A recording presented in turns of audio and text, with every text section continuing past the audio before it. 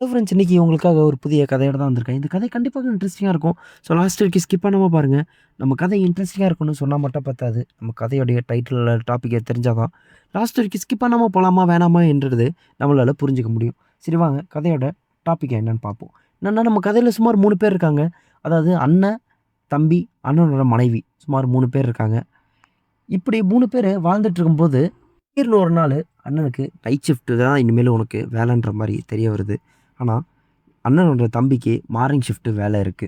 அதன் காரணமாக அண்ணன் தம்பிய பார்த்துக்க முடியல. தம்பி அண்ணன பார்த்துக்க முடியல. ஆனா, அண்ணனோட மனைவி தான் அண்ணனையும் பார்த்துக்கிறாங்க, தம்பியவும் பார்த்துக்கிறாங்க. ஸோ, இப்பயே நான் என்ன சொல்ல வரேன்றது தெரியும். இப்ப அண்ணன் வந்து நைட்டு கிளம்பிடுறாரு. அண்ணன் இல்லாத குறைய தீர்த்து வைக்கிறதுக்காக தம்பி நைட்டு வந்துடுறாரு.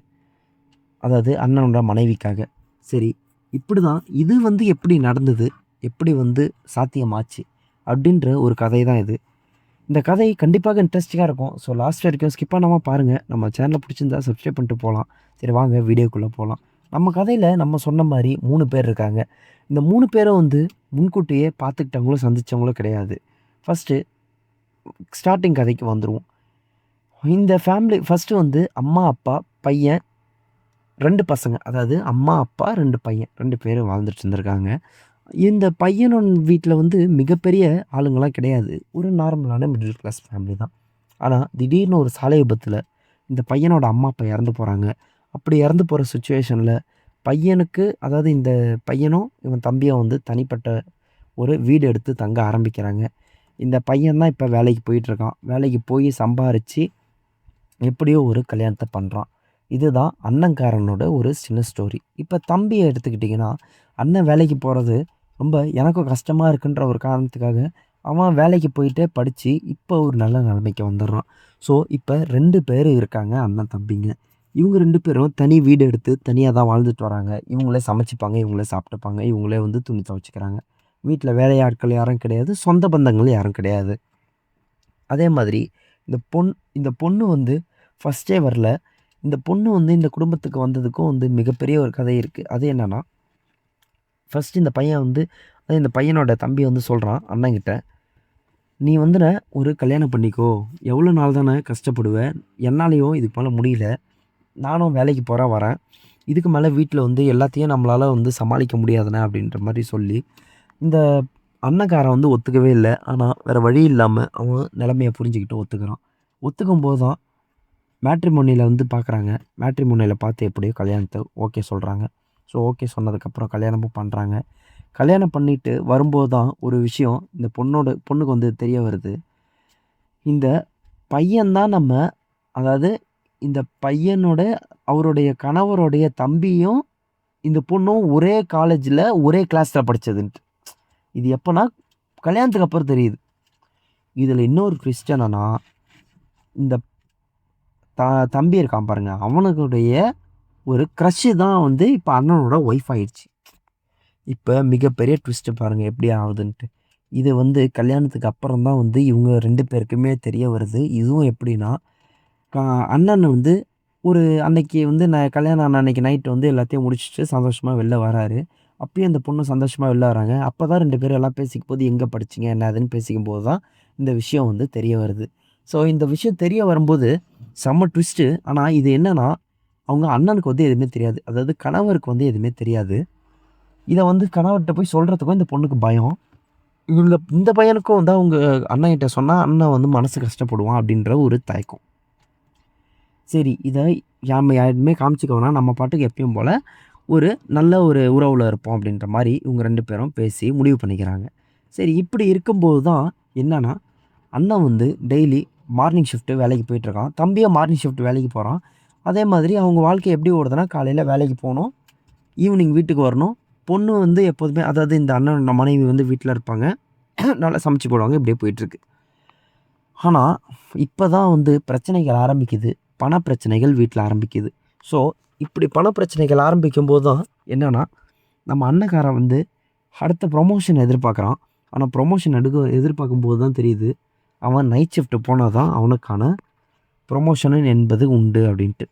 வேற வழியே இல்லாம அவன் நைட் ஷிஃப்ட்டுக்கு ஒத்துக்கிறான். இப்ப என்னன்னா, தம்பிக்காரன் பகல் ஷிஃப்ட்டு, அண்ணங்காரன் நைட் ஷிஃப்ட். ஆனால் அண்ணன், தம்பி, அதாவது தம்பியோடைய அண்ணி, அண்ணனுடைய மனைவி, இந்த 3 பேர் தான் வந்து ஒரே வீட்டில் வாழ்கிறாங்க. இப்படி வாழற நேரத்தில் அண்ணன் வந்து நைட் ஷிஃப்ட்டுக்கு போனால் தம்பி தான் வீட்டில் இருப்பான். அதே மாதிரி அண்ணனுடைய மனைவி, அதாவது தம்பிக்கு அண்ணி, இவங்க 2 பேர் தான் வீட்டில் இருப்பாங்க. இது பார்த்தா ஊர் தப்பாக பேசும். வேறு வழி இல்லாமல் ஓகே சொல்கிறான். ஏன்னா பணத்துக்காக. ஏன்னா இப்போ அவன் சுமார் ரூ. 1,00,000 வேலைக்குல இருக்கான். இப்போ ப்ரொமோஷன் வாங்கினா சுமார் ரூ. 3,00,000 வேலைக்கு போகிறான். இவன் மனைவி முக்கியமாக பணம் முக்கியமானு யோசிக்கும்போது பணம் தான் முக்கியன்ற அளவுக்கு இவன் யோசிச்சிட்டான். இவன் இப்படி யோசிக்கும்போது சரி ஓகே அப்படின்ட்டு அன்னைக்கு நாள் வருது. அந்த நாளில் என்னென்னா காலையில் ஏந்திரிக்கும்போது தம்பிக்காரன் ஏந்திச்சி வேலைக்கு போகிறான். அவன் காலையில் 9 மணிக்கு ஆஃபீஸில் இருக்கணும் தம்பிக்காரன். அதன் காரணமாக 7 மணிக்கெலாம் காலையில் வேலைக்கு கிளம்பி ஆகணும்.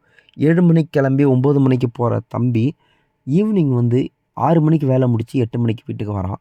ஆனால் அண்ணன்காரன் இப்போ தான் ட்விஸ்ட் ஆரம்பிக்குது. அண்ணனுக்கு 7:30 மணிக்கு நைட்டு பஸ்ஸு. அண்ணன் வந்து காலையில் 7:30 மணிக்கு வந்துட்டு, அதாவது நைட்டு 7:30 மணிக்கு போயிட்டு காலையில் 8 மணிக்கு தான் வருவான். எப்படி? தம்பி காலையில் 7 மணிக்கு கிளம்பி நைட்டு 8 மணிக்கு வரான்.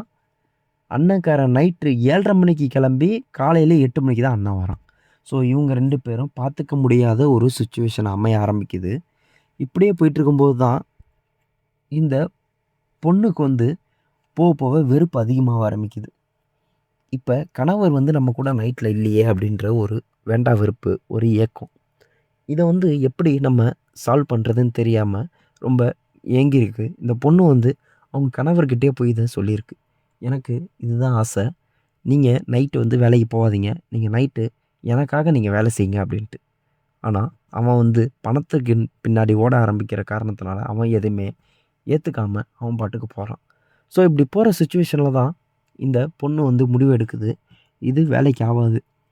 நம்ம வேறு யாருக்கிட்டையாவது இதை தேடுவோன்னு யோசிச்சா கண்ணுக்கு நேராக இருக்கிறது அவங்க கணவருடைய தம்பி தான். அதுதான் ஈஸி, சேஃப்டி. ஸோ கணவருடைய தம்பிக்கிட்ட அன்னைக்கு நைட்டு அண்ணன் வேலைக்கு போனதுக்கப்புறம் கூப்பிட்டு போய் பேசுகிறாங்க. அதுதான் அவங்க கொழுந்தனார்கிட்ட இந்த பொண்ணு வந்து பேசுகிறாங்க. இந்த மாதிரி கொழுந்தனாரே எனக்கு வந்து இந்த மாதிரியான விஷயங்கள்லாம் இருக்குது. இவ்வளோ பிரச்சனைகள் நடந்துகிட்ருக்கு. எனக்கு இந்த ஏக்கங்கள் இருக்குது. இதை நான் யாருக்கிட்டே போய் சொல்ல எனக்கு தயங்குறேன். எனக்கு நீங்கள் ஒரு உதவி செய்யுங்க அப்படின்ட்டு இதை வந்து கேட்குறாங்க. அப்படி கேட்கும்போது நம்ம கொழுந்தனாரும் ஓகே சொல்கிறாரு. கொழுந்தனார் ஓகே சொன்னதுக்கப்புறம் 2 பேரும் ரொம்ப சந்தோஷமாக இருக்காங்க. ஆனால் திடீர்னு அன்னைக்கு நம்ம அண்ணி வந்து மாசமாகுறாங்க. இப்படி மாசமாகும்போது தான் அண்ணனுக்கு ஒரு சந்தேகம் ஏற்படுது. இதற்கு எப்படி நம்ம காரணமாக முடியும்ன்ட்டு. ஸோ இப்படியே போயிட்டுருக்கும்போது அடுத்ததாக என்ன நடந்துச்சுன்றது தான் நிறையா ட்விஸ்ட் அண்ட் டர்ன்ஸ் இருக்குது. ஸோ இந்த ட்விஸ்ட் அண்ட் டர்ன்ஸை பார்க்கணுன்னா நம்ம கதையை லாஸ்ட் வரைக்கும் பாருங்கள். பார்ட் 2 வந்து கண்டிப்பாக மிஸ் பண்ணாமல் பாருங்கள். நம்ம சேனலை பிடிச்சிருந்தா சப்ஸ்கிரைப் பண்ணுங்கள். அடுத்ததாக ஒரு நல்ல கண்டென்ட்டில் சந்திப்போம். நன்றி.